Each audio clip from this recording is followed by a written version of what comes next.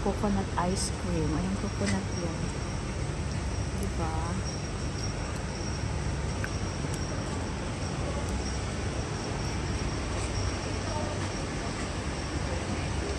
Ano pa rin yung bibig?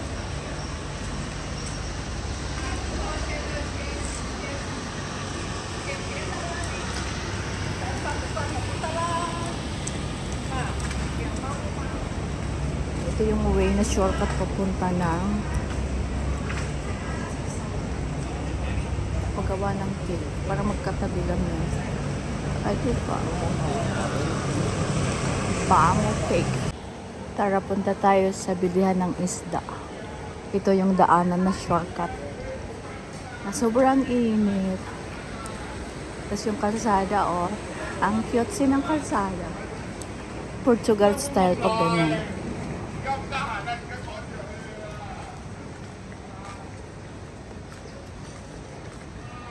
Tapos may mga tindahan dito ng iba't ibang lahi ng food, iba't ibang style. Tingnan mo yung building. Nasa gitna talaga siya.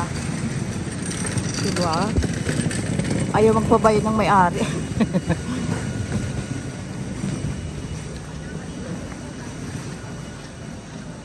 Pasok na tayo sa maliit na tindahan dito. Mura din ang mga pagkain dito. Kalsada. Masarap yun.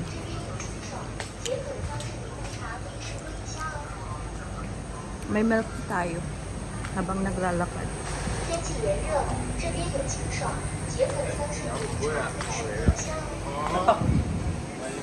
Pailaw, parang Japanese style lang.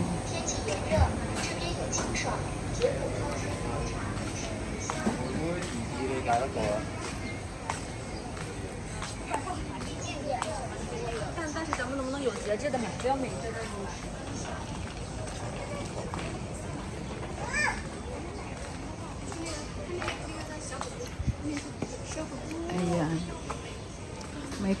May maliit na palengke sa Eskinita.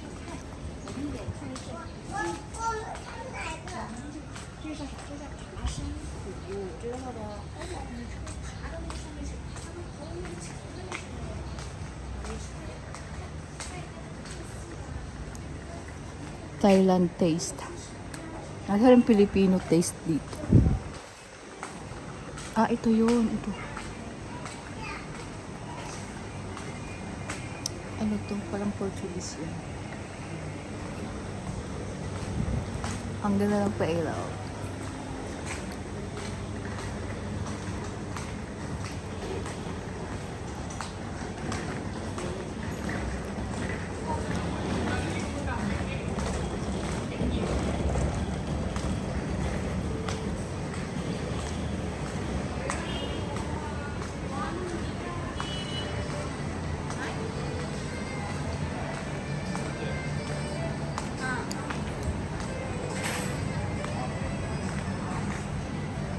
Ang cute, oh. Sino ba yan? Ba't ang cute-cute niya? Travessa Corta.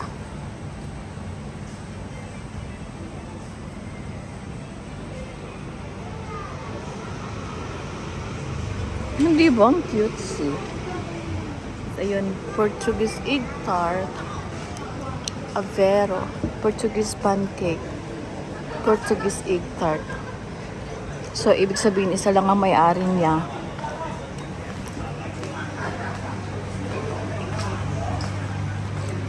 Tindahan ng mga jade. Jade.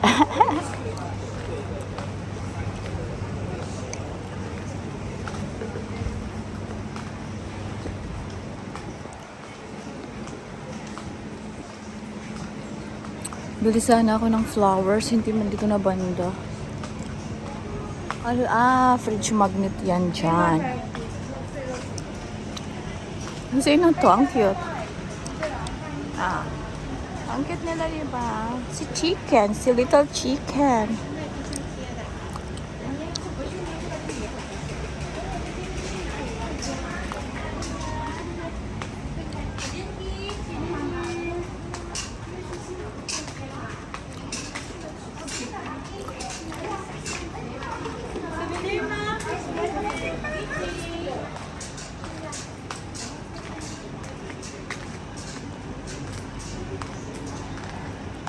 O, tindahan ni Snoopy Peanut. Tindahan ni Peanut.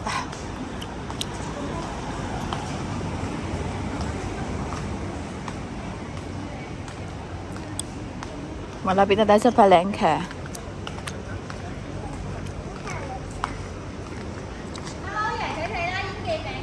Tawid na lang tayo para makita natin yung tindahan ni Peanut. Ganyan. Pag doon na banda. Pag dito na banda, tingnan mo tindahan ni Peanut. Tingnan mo tindahan ni Peanut. Balik ka. Ayan ang tindahan, bahay ni Peanut. Yan, cute. Nasa gitna talaga yung building. Hindi kinatan ni manager isang stong at ati sa tamakadang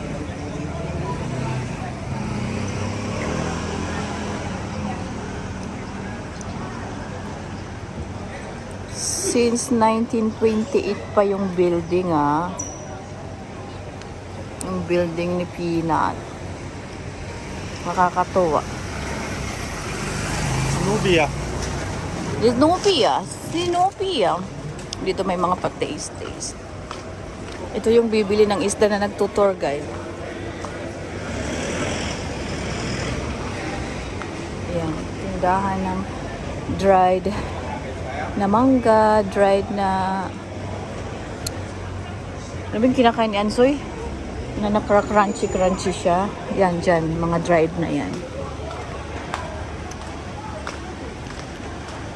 Ayan, punta na tayo sa tindahan ng isda. Tindahan ng isda tayo.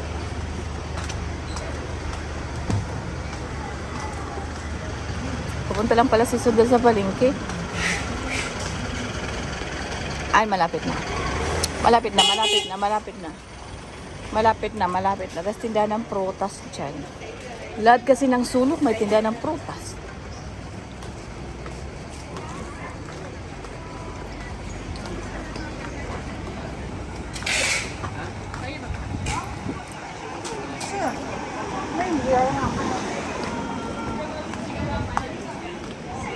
Ayan, palengke na. Palengke na.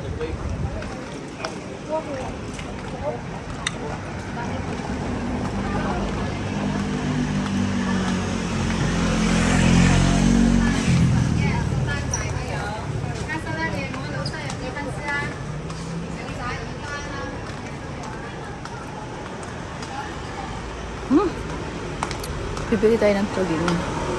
Magpapaksiw tayo.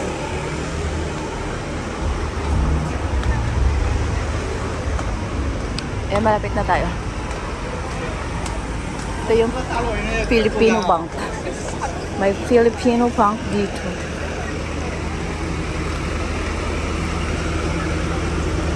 Dito na tayo. Palengke na. Wala! Ito pala yun. Diyos mio. May milk tea doon.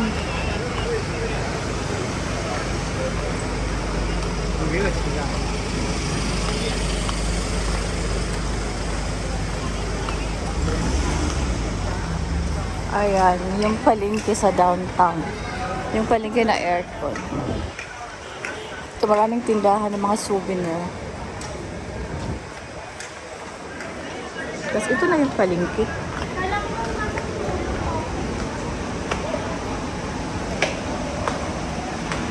Ito na yung palengke. Dito na tayo sa palengke.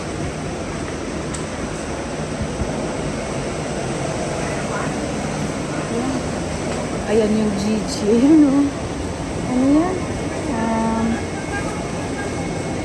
Ano yan?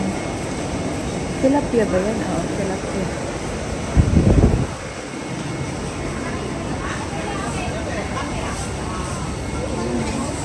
Marami din sila gusto dito na parang sa Pilipinas.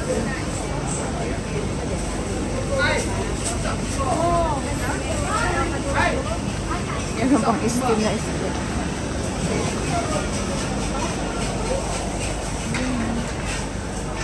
Ang cute niya. Pampaksi. Yan, nakaano na siya. 25 lang siya.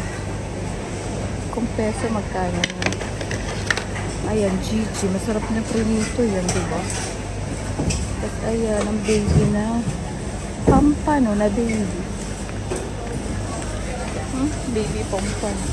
Kaya maghanap muna tayo ng basurahan. Tatapon natin ito. Ito yung palengke na aircon. Aircon naman halos lahat ang palengke. Mega. Balot? May balot siya. Dito pa tayo dito. Lốt à? Mega. Xin khách à? KG na. Lanh tí. Mia? Lanh tí. 20?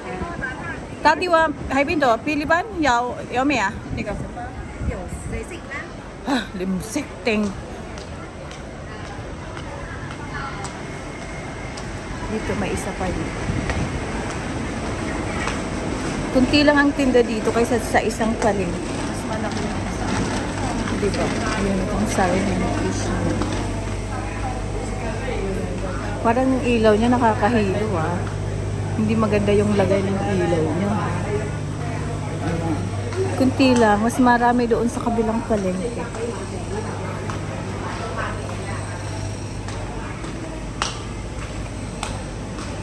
Ito yung palengke na aircon. Konti na lang ang benta nila kasi ano, mag-alas 12 na. Yan yung pag-steam na isda yan. Sarap yan.